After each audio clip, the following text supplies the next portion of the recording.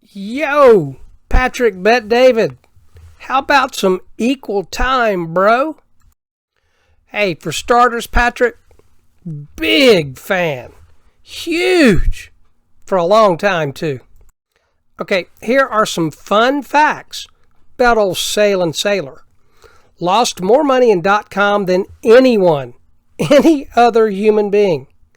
Told people to fake out the IRS by telling them you lost your private keys in a boating accident.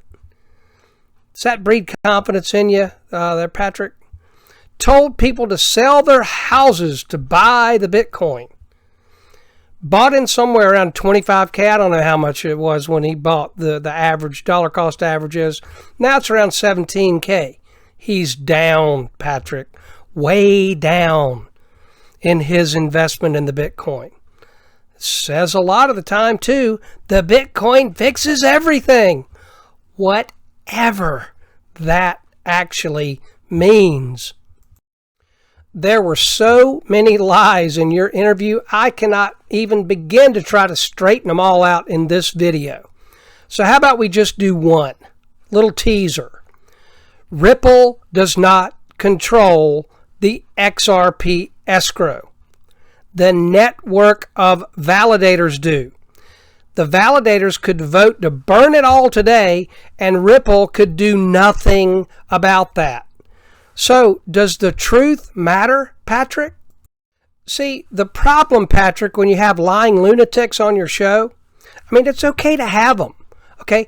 And in all respect to you, you don't know enough to call them out when they're telling lies? Well, then, unfortunately, the people watching your videos do not know any better than to possibly believe the lies of the liar when there's no other side of it, right? So that's no bueno. And you're better than that. That's why I've been a fan for such a long time. You are better than that, Patrick. And the people who listen to you deserve better than what they got with your interview with Sailing Sailor. I mean, it was absurd and ridiculous.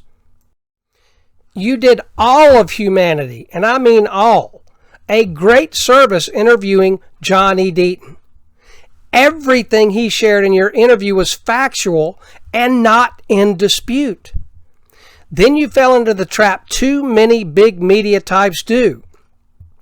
Interviewing the BTC Maxi, who could care less about truth or reality. So what's the fix? We'll share my suggestion at the end of the video. First, a few more fun facts I wanted to share about unethical ETH you said you hold. Just wanted to share these fun facts in case you were not aware of them, Patrick. These facts are not in dispute.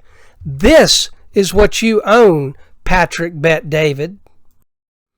Just 4 facts, okay? Number 1, unethical ETH was started with an ICO, admitted by Vitalik himself on video. Number 2, elbow-rubbing Lubin told whales on video how to disguise their purchases. This the type of behavior by a founder that makes you feel good, Patrick? Gives you that good, confident feeling in what you invested in? Number 3, since they made a mistake building with proof of work originally, they decided to switch to proof of stake and are doing so right now with a centralized dev team. Can you say security? Number 4, allegedly colluded with the SEC to get their free pass. Have you seen the Hinman emails? No, nobody else is either. Hopefully we will. The SEC gave them to Ripple's defense, but they're likely to settle before any of us get to see the dirty deeds they did behind the scenes with the SEC. It is disgusting. And then there is Ripple, which you say you hold none of. Started with VC capital, not switching protocol because they got it right the first time.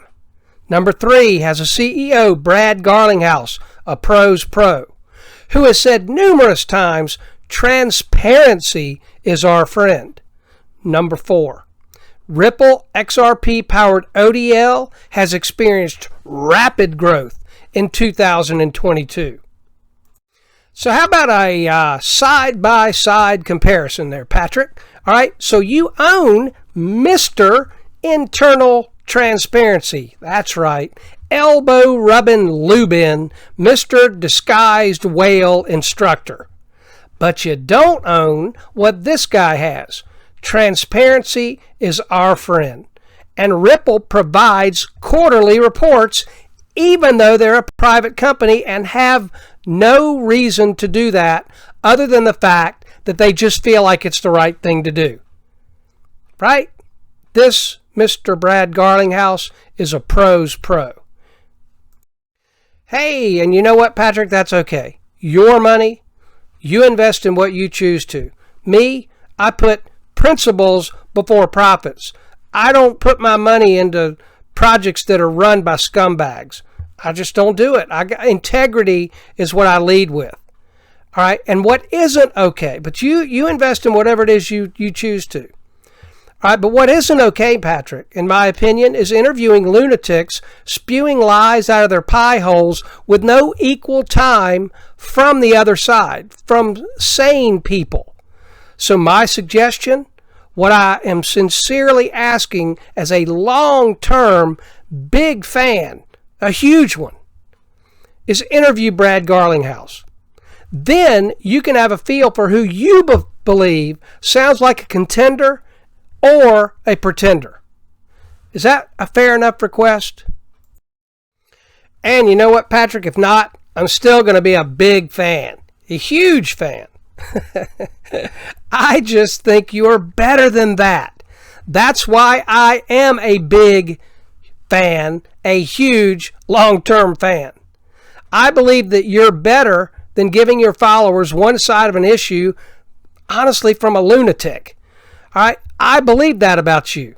It's, again, why I've been a big fan, a huge one, for a very long time. And hey, if you don't like my suggestion, sue me. It's just a suggestion. So, in conclusion, please, Patrick, I'm asking you sincerely, hey, you interviewed John E. Deaton, didn't you? All right, that worked out pretty good, right? I got another suggestion then. Please interview the pro's pro from Ripple, Brad Garlinghouse. Then you and your audience can watch both interviews and have quality info to be able to decide who they believe, a lunatic or a pro's pro. Fair enough? All right. Thanks, Patrick Bet David. See ya, Scott Powell.